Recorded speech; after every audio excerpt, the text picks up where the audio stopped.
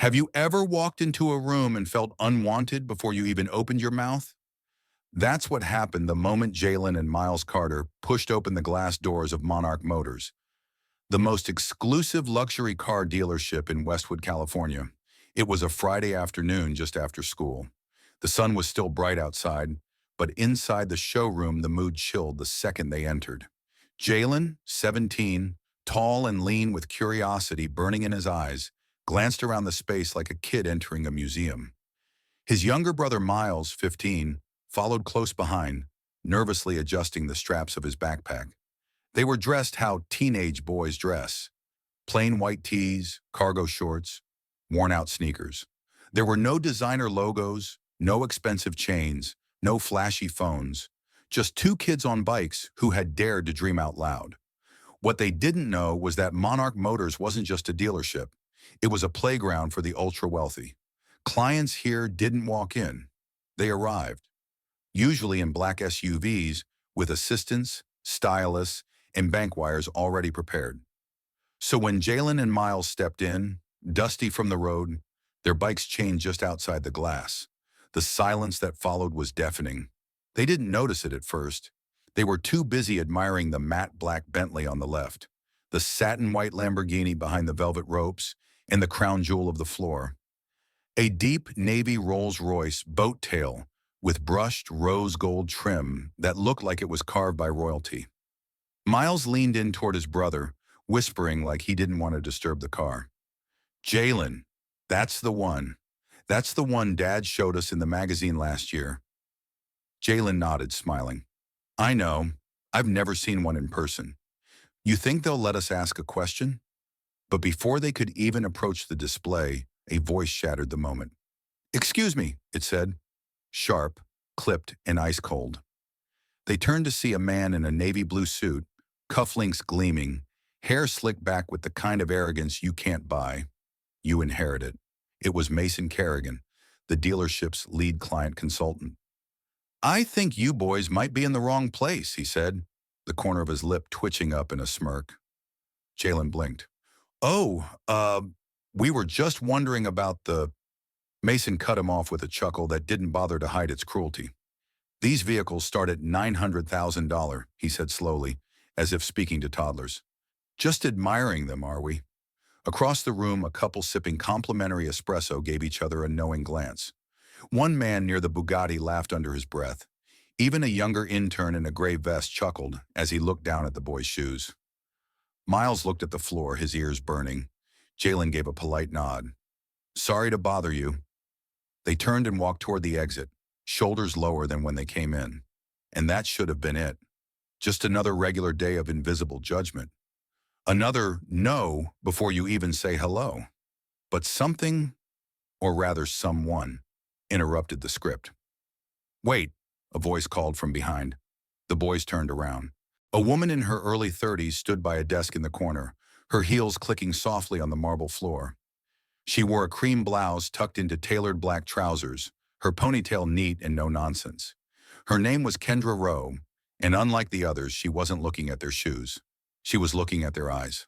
"Do you have a minute?" she asked gently. The boys hesitated, unsure. But then they stepped back inside.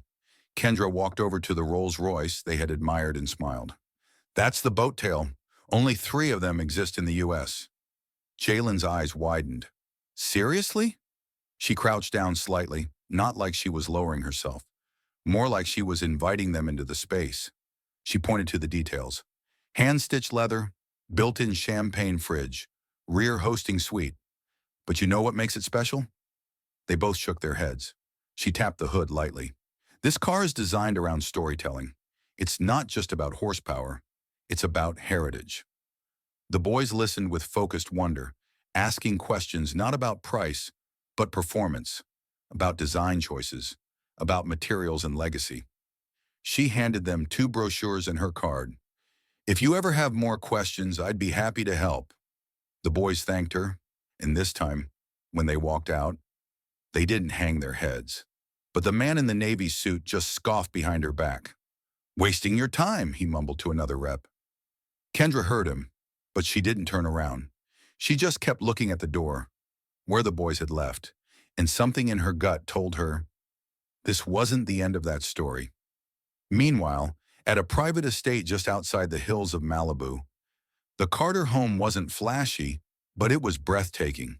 Think glass walls, warm wood, open spaces, modern art, but no bragging. Quiet money, the kind that doesn't need to say anything. Inside at a massive grand piano sat Elias Carter, the boy's father. A billionaire by business, but more importantly, a father who knew when his sons were pretending not to be hurt. When they entered, he didn't ask what happened right away. He didn't need to. He watched them drop their bags and slouch into the leather chairs by the fire. "What's on your mind?" he asked, turning down the jazz playing softly on the speakers. Jalen hesitated. Then he told him about the showroom, the laughter, the man in the suit, and about Kendra. Elias listened without interrupting. He nodded once, then twice, but didn't frown, didn't rage. He just swirled his drink once and said, "Thank you for telling me." That was it. No lectures, no promises. But if you've ever seen a storm form over still water, you know, sometimes silence isn't calm, it's warning. The next morning, just as the dealership unlocked its doors and the espresso machine hissed to life, two Rolls-Royce boat tails pulled up outside. And what happened next? Well, let's just say Monarch Motors was about to learn a very expensive lesson. Have you ever watched a room fall completely silent? Not because something loud happened, but because something important just walked in? It was 9:02 a.m. Monarch Motors had just opened its doors to the early risers. Hedge fund executives, real estate moguls, the pre-breakfast test drive types. Inside, the scent of leather and fresh espresso mingled with low conversations and the rhythmic tapping of polished shoes on marble. Mason Kerrigan, the same smug salesman from the day before, was already holding court at the espresso bar, bragging about screening out a pair of teenagers who clearly wandered in from the local skate park. His laugh was loud, too loud, as if trying to drown out his insecurity with bravado. I said, "These start at $900,000, fellas," and they just turned around like scared puppies. He laughed again. A few junior staffers chuckled along. Then, it happened. The double front doors didn't creak open. They glided. Two of the most stunning machines on the planet rolled silently into view. One obsidian black, one royal blue. Two Rolls-Royce boat tails, side by side, like kings arriving to a coronation. The vehicles didn't stop right away. They pulled up slowly, perfectly aligned with the edge of the sidewalk, their bespoke finishes shimmering under the California sun like ink and sapphire.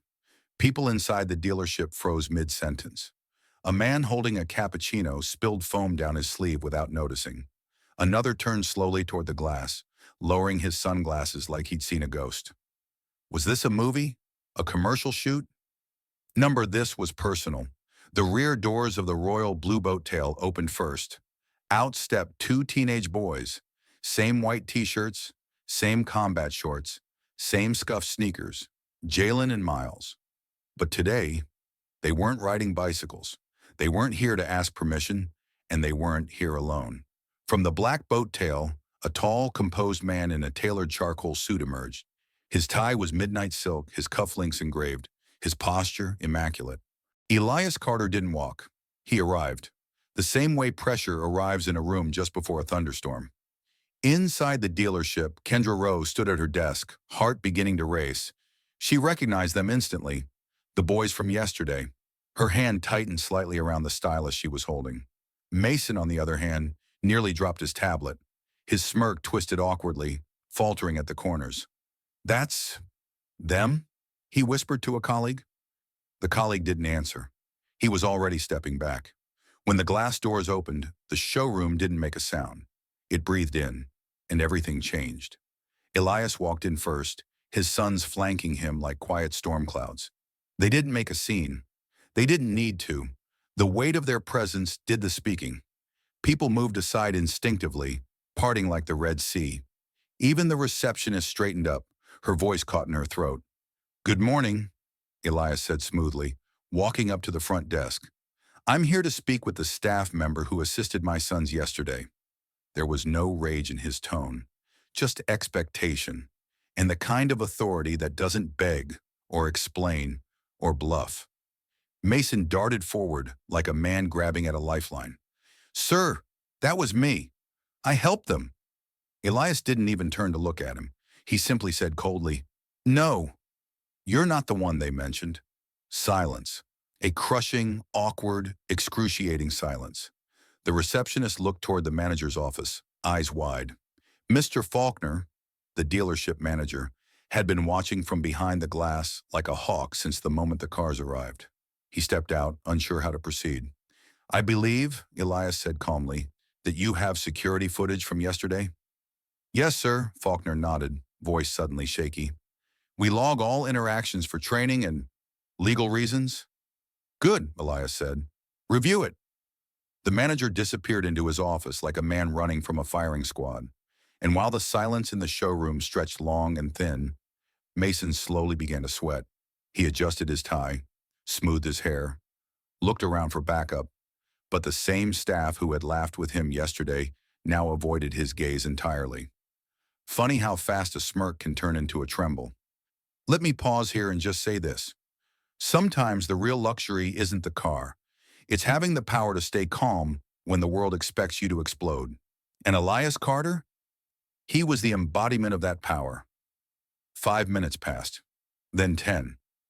When Faulkner finally emerged, his face was pale. He nodded slowly. "The footage confirms what your sons described, sir."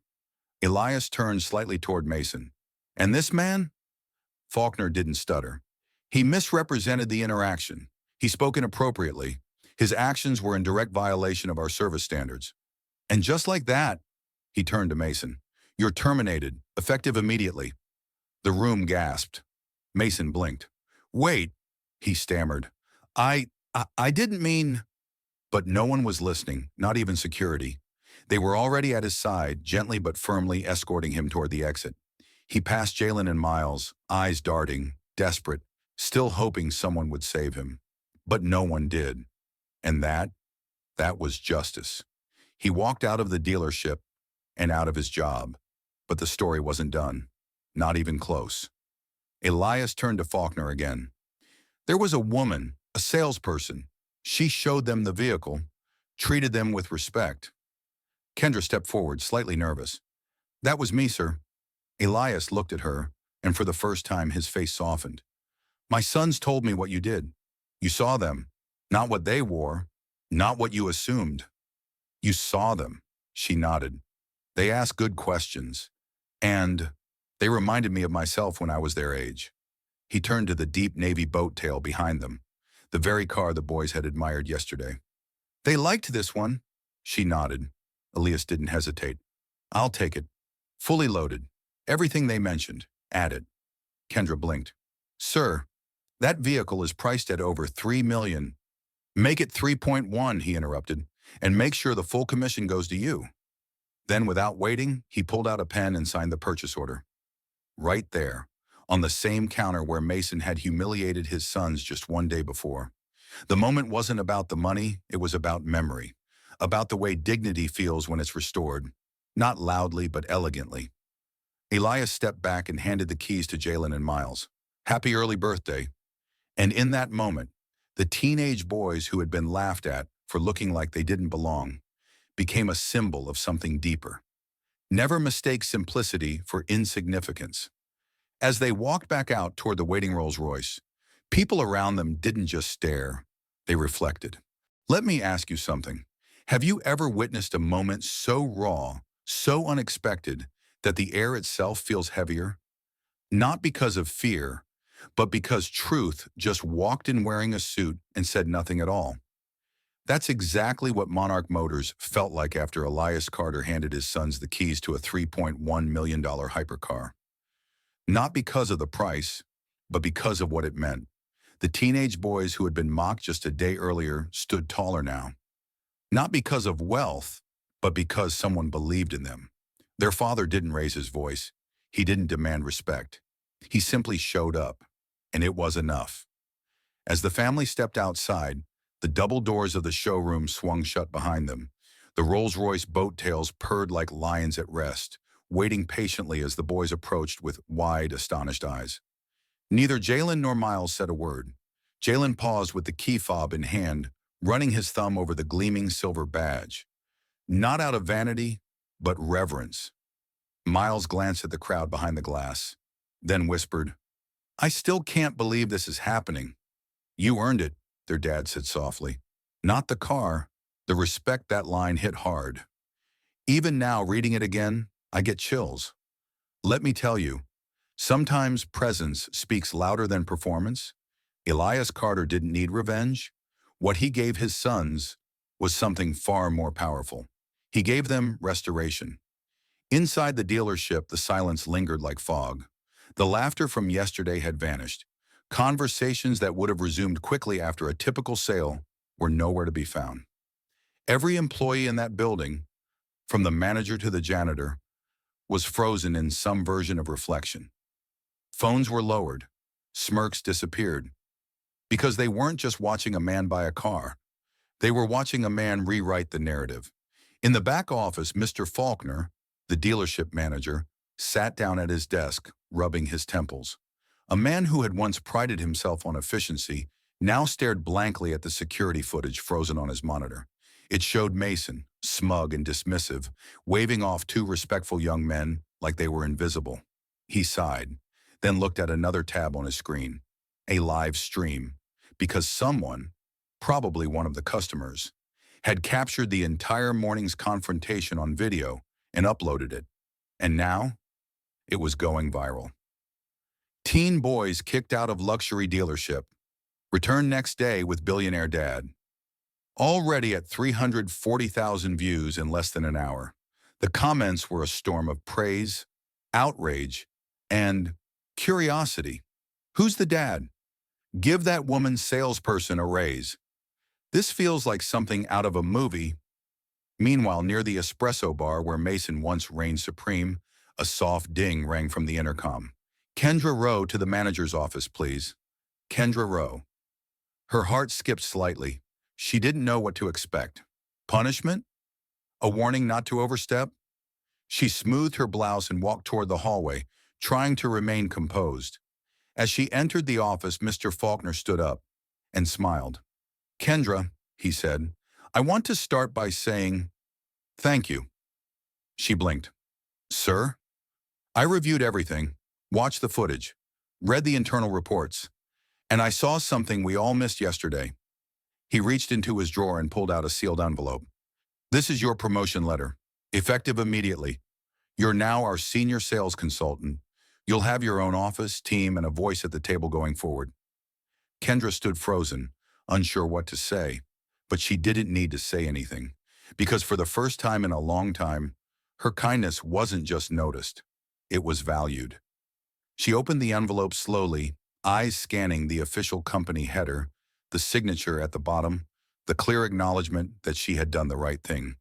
Not because she was told to, but because it was who she was. "Thank you," she whispered. "You earned it," Faulkner replied, echoing Elias Carter's exact words from just minutes ago. Funny how decency travels fast when you let it. Back on the showroom floor, something shifted. Not the lighting, not the cars, but the energy. Where once Mason's arrogance had been loud, now Kendra's quiet leadership began to rise like a steady tide. Customers asked for her directly.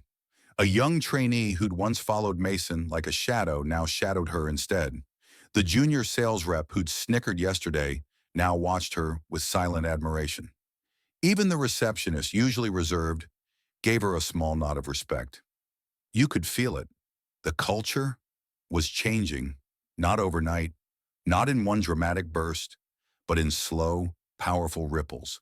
All because one woman chose kindness over condescension, even when no one else did. Let me pause for a second and just say this. We live in a world that often teaches us to look down before we look within. We measure people by shoes, by shirts, by status. But what if we didn't? What if we paid attention to how people carry themselves when no one's watching? Because that's who they really are. Across the city in the Carter estate, Jalen and Miles sat in the garage, the hypercar parked behind them. They weren't taking selfies. They weren't bragging. They just sat quietly, looking at each other, looking at the keys, letting it all sink in. I thought he was going to yell, Miles said. Me too, Jalen replied. But he just listened. That's what made it worse, Miles said. He didn't even have to get mad. Jalen nodded. Because he knew. He already knew what to do. And you know what? That's what fatherhood really is. Not just protecting your kids, but preparing them. Elias Carter didn't storm in like a hero. He walked in like a teacher, a silent force with a message not just for the dealership, but for his sons. You don't have to match arrogance with anger. You just have to match it with truth. As the day came to a close, the dealership grew quiet again. Cars were covered, lights dimmed, doors locked. But inside those walls, a story now lived. One that would be whispered between sales reps for months, retold to new employees, shared with new customers. It wasn't about horsepower. It wasn't about money. It was about how you treat people when you think they have nothing to offer you. Because those are the moments that define who you are. Not as a salesperson or a manager or even a billionaire, but as a human being. Have you ever seen a moment go viral, not because it was dramatic or scandalous, but because it reminded the world what quiet dignity really looks like? That's exactly what happened in the days following Elias Carter's visit to Monarch Motors. By late afternoon, the video of the encounter, captured by a sharp-eyed customer and posted to TikTok, had crossed 1.6 million views. In less than 12 hours, it had spilled over to Twitter, Instagram, YouTube Shorts, and even LinkedIn, where CEOs and HR managers were suddenly quoting the clip as a masterclass in leadership without ego. The caption that traveled the globe was simple. Two teens were kicked out of a luxury dealership for looking poor. The next day, their billionaire father showed up with two Rolls-Royces and changed everything. It wasn't just the cars, it was the silence, the poise, the fact that Elias Carter didn't raise his voice, didn't demand apologies, didn't even reveal his net worth. He simply listened, acted with precision, and walked away. That's what made the video impossible to ignore. Comment sections overflowed. This is what grace looks like. I hope that woman who helped them got promoted. Forget the car. I want to raise my kids like this dad. I cried, not because of the money, because of the message. Meanwhile, inside Monarch Motors, everything had changed. The place that once pulsed with quiet arrogance now felt humbled. The espresso machine still hissed in the morning, the floor tiles still gleamed under the spotlights, but there was a different kind of quiet now, the kind that follows reflection. On Monday morning, the dealership manager, Mr. Faulkner, called an emergency meeting. Instead of delivering a speech, he simply dimmed the lights and played the uncut footage of what had happened. The staff watched silently as the screen showed Mason Kerrigan mocking two teenagers. Then the next day, the Rolls-Royces, the quiet confrontation, the termination, the $3.1 million purchase made without flinching. When the video ended, Faulkner stood in front of his team and said two words, "Never again." That was it. No shouting, no warnings. But every person in that room understood the weight behind it, because they hadn't just watched a lesson in sales, they had witnessed a lesson in humanity. And Kendra Rowe? She didn't walk into work Monday morning with a chip on her shoulder. She wore the same cream blouse, no extra makeup, no smug expression. But the air around her had changed. Clients were asking for her by name. Junior sales staff looked to her for direction. Even Faulkner, who used to barely nod when she passed by, stood up straighter when she entered the room. Then quietly, she was called into the manager's office. At first, she thought maybe it was for a review, a clarification.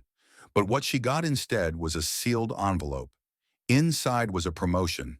Effective immediately, she would now be Monarch Motors' senior sales consultant, her own office, her own team, a seat at every leadership meeting, and perhaps most importantly, the quiet respect of a staff who now understood the value of kindness. When she stepped back out onto the showroom floor, no one clapped. No one needed to, because the energy in the room had already changed. Sometimes kindness doesn't just change outcomes, it changes cultures. Across town, inside the Carter estate, life resumed without spectacle. Elias returned to his schedule, board meetings, video calls, and briefings. But something about his demeanor was different, softer. Not because he had proved a point, but because he had given his son something that would outlive the car, the dealership, and the headlines. He had given them belief, not just in themselves, but in how to be in a world that too often misunderstands silence for weakness. That night, walking past their room, he heard something he hadn't heard in days. Laughter, not forced, not sarcastic, but honest, belly-deep, healing laughter. He paused, one hand on the banister, and let the sound wash over him like music. He didn't go in. He didn't need to. That laughter told him everything was okay again. Back at the dealership, something else happened. Something the viral video didn't show. 2 weeks later, a single mother and her young son stepped into Monarch Motors. She wore jeans and a faded shirt. Her son clung nervously to her arm. They walked in unsure, almost apologetic, like they didn't belong. The receptionist looked up, unsure what to say, but Kendra stood up from her new glass office, crossed the floor, and crouched in front of the boy. "Hey there," she said gently. "We're so glad you came. What's your favorite car?" The boy blinked, then smiled. And just like that, another story quietly began. Because kindness, when modeled, doesn't fade. It multiplies. Some people say stories like this only happen in movies. That they're too clean, too perfect, too satisfying. But if you ask me, those people have simply stopped believing that real-life dignity can still exist. They've forgotten that sometimes the world doesn't need a hero with a cape. It needs a father in a suit who listens to his sons, says 5 calm words, and lets truth do the rest. It needs women like Kendra, who don't help others to impress a boss, but because that's just who they are. It needs young men like Jalen and Miles, who carry their heads high even after being judged, and still walk back into a place that made them feel small, just to say thank you. And it needs all of us to remember that respect isn't earned by money or status or power. It's earned by how you treat people who you think have nothing to offer you. So here's my question to you. Watching this right now, how do you respond when someone looks at you and decides you don't belong? Do you shrink? Do you shout? Or do you return with quiet grace and change the story? Because at the end of the day, the most powerful person in the room isn't the one everyone fears. It's the one everyone remembers. Long after they've left, and in this story, everyone remembered Elias Carter, his 2 sons, and the day silence said more than money ever could. They drove away that morning, not as billionaires, but as a family that reminded the world, real power doesn't need to be loud. It just needs to be true.